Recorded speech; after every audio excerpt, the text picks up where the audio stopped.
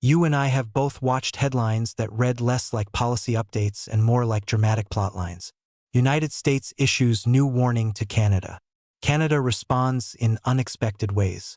It's easy to file these stories under the usual spectacle of modern politics. Something you glance at, feel a moment of tension about, and then forget as you move on with your day. But take a moment and consider a different possibility. What if this is not just another disagreement between neighboring countries?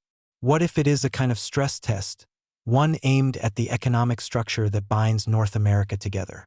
And if that's true, what exactly is being tested, and what have we just learned?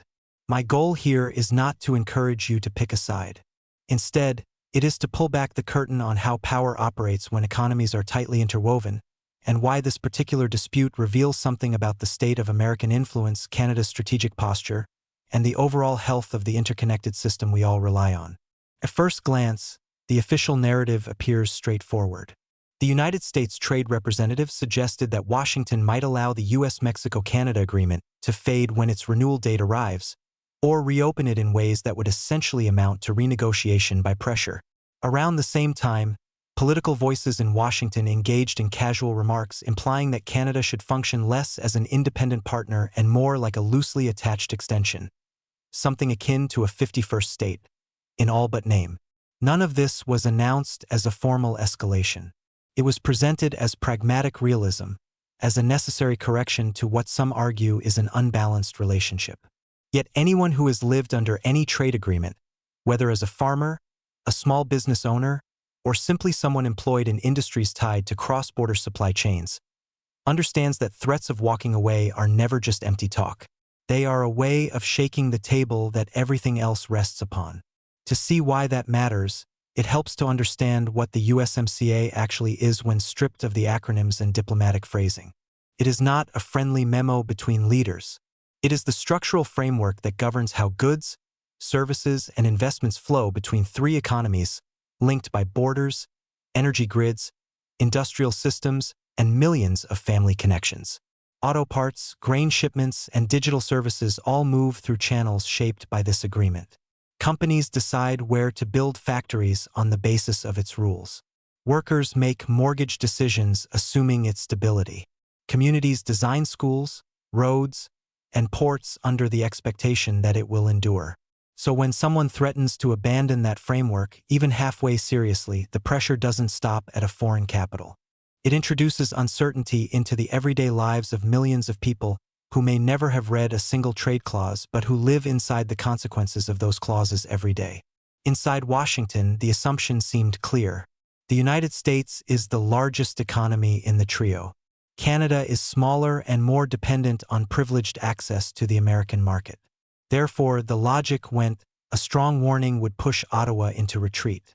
The risk of losing that access would compel Canada to accept terms more favorable to Washington, whether related to energy, agriculture, digital trade, or manufacturing rules of origin. This is the classic expectation held by a dominant partner in an unequal relationship. Size brings leverage, and leverage compels compliance. It's a story nearly as old as international power itself. But history and basic economic reality warn that interdependence is not a simple lever. Pull too hard, and the pressure may travel back up the system in unanticipated ways. This is what makes the episode significant for you, not just as a citizen but as someone who functions within an economy shaped by these decisions. Canada did not play the role Washington seemed to expect. There was no panic, no rush for reassurance, no acceptance of a subordinate position framed as cooperation. Instead, Canadian policymakers and businesses reacted as though a signal that had been murmured for years finally came through clearly. They began asking the questions any smaller economy eventually must when a larger partner starts treating stability as a bargaining chip. What if the neighbor we depend on is no longer reliable? What if the agreement that supports our prosperity can be thrown onto the negotiating table every time domestic politics shift?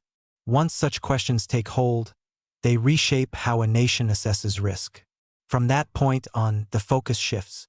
The story no longer revolves around a few statements coming out of Washington. It becomes a story about adaptation. Canada began accelerating trends that had already begun quietly in the background, diversifying export routes, redirecting energy pathways so pipelines and shipping lanes no longer all point south, and building stronger ties with Europe, Asia, and emerging markets. These were no longer side projects. They became fundamental pillars for protecting national resilience. You may have noticed, if you follow energy developments even casually, that several Canadian regions once focused almost entirely on supplying the United States now send most of their exports elsewhere. This shift did not happen suddenly, nor was it the result of chance. It is the outcome of years of officials and executives asking a familiar question, one that applies as much to national economics as to personal finances. If one client or employer holds too much influence over you, when does caution require reducing that dependence? Here is where the situation becomes counterintuitive and somewhat uncomfortable for Americans accustomed to viewing their country as the steady anchor of the global economy. When a powerful nation attempts to use interdependence as leverage, the pressure does not simply weaken the other side. It teaches the other side how to operate with less reliance on that dominant partner. Once Canadian companies realized they could reorganize their supply chains to depend less on the United States, and once foreign investors recognized that they could place capital in Canada while still accessing global markets without filtering every decision through American political instability, the balance of leverage began to shift. Anyone familiar with investment dynamics knows a basic truth. Capital is cautious. It avoids turbulence and gravitates towards stability. So, when Washington signaled that even a foundational agreement like USMCA might face dramatic reconsideration, it revealed something about the United States that no official statement could erase. The message implied that the American policy environment was becoming less predictable than many had believed, an insight with consequences far beyond a single dispute with a northern neighbor. What surprised many observers was not simply that Canada endured the pressure, but that it converted that pressure into forward momentum. The common expectation in Washington was that the United States could shake the foundations of its trading relationships without unsettling its own position. Yet, as soon as those threats were voiced, capital markets, manufacturers, and foreign investors began reevaluating not Canada's stability but America's. Investors, unlike politicians, do not wait for policies to be finalized. They react to signals. And the signal from Washington was unmistakable. The stability of the North American trade environment could no longer be taken for granted.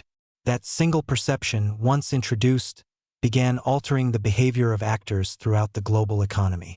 Canada did not retreat.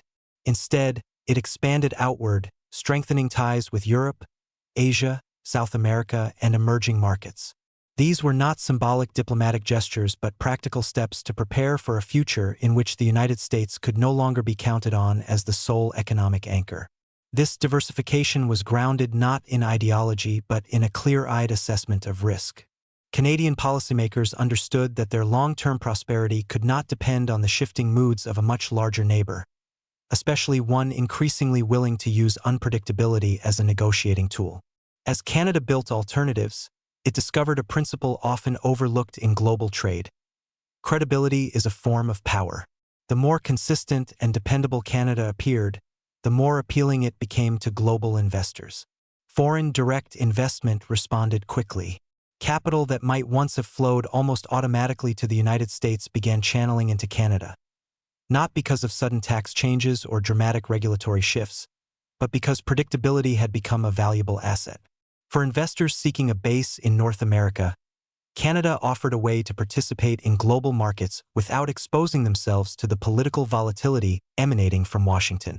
As a result, Canada gradually, initially without intention, positioned itself as a stabilizing alternative within a region facing increasing uncertainty. The effects inside the United States, however, moved in the opposite direction of what policymakers intended. When the foundations of continental trade are threatened, the result is not discipline but doubt. Companies operating under the protections of USMCA suddenly had to prepare for potential tariffs or disrupted supply chains. Firms that had invested billions into integrated production systems across borders could no longer assume those systems would remain intact beyond the next election cycle. Uncertainty is among the costliest conditions in a market economy. It prompts businesses to slow hiring, delay expansion, and reconsider long-term commitments. That hesitation translates into weaker job growth, slower economic momentum, and declining confidence, all trends that became increasingly visible across the American economy. Canadian companies responded differently. They saw opportunity within the turbulence. Many began bringing production back within national borders, not from a sense of nationalism, but out of strategic necessity. In a climate of unpredictability, securing supply chains at home became the safer and more rational choice. Relying on U.S. components or U.S.-mediated supply chains had increasingly become a financial risk. If the United States was willing to disregard established rules, then the only rational response for others was to build systems that no longer depended on those rules in the first place. Manufacturers began reinforcing their domestic suppliers, investing in local capacity, and shortening their supply routes. As Canada gradually reduced its dependence on U.S. intermediaries, the very leverage Washington believed it controlled started to weaken. What surprised Washington most was the feedback loop. As Canada's reliance diminished, America's own dependence became impossible to ignore.